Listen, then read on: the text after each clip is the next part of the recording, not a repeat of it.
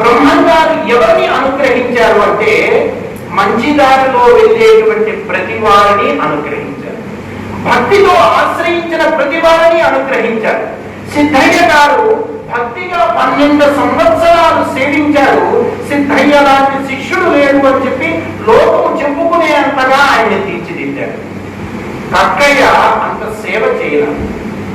ఎప్పుడో ఒకసారి మాటుగా స్వామి చెప్తున్నటువంటి షట్చక్ర యోగాన్ని విన్నాడు.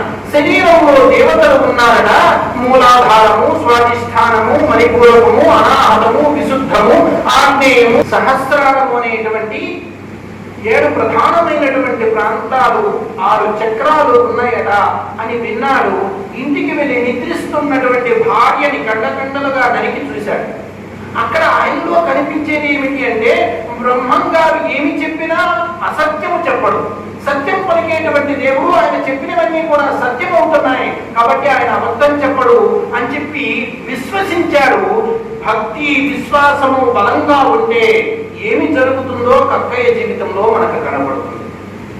కక్కయ్య భార్యను కండకండాలుగా ఖండించాడు, దేవతలు కనిపించలేదు. విషయం ఊరంతా ప్రాకింది, స్వామి చెంతకు వచ్చింది. స్వామి వారే చూడండి, సిద్ధయ్య గారు వీరబ్రహ్మేంద్ర స్వామిని వెతుకుతూ వచ్చాడు.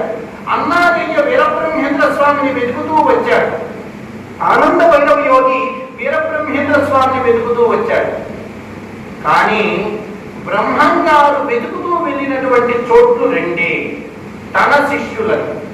ఒకటి అచ్చమ్మ చెంతకు వెళ్ళాడు, గరిమెరెడ్డి అచ్చమ్మ ఇంటికి తాను వెతుకుతూ వెళ్ళాడు.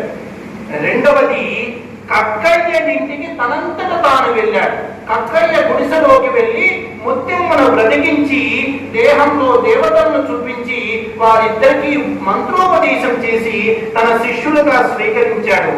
కక్కయ్య ముత్యమ్మ ఇద్దరు కూడా ఆ జన్మాంతము వీరబ్రహ్మేంద్ర స్వామి వారి కాలజ్ఞానాన్ని, తత్వాలను 4 దిక్కులా ప్రచారం చేస్తూ తమ జీవితాన్ని చరితార్థం చేసుకున్నారు.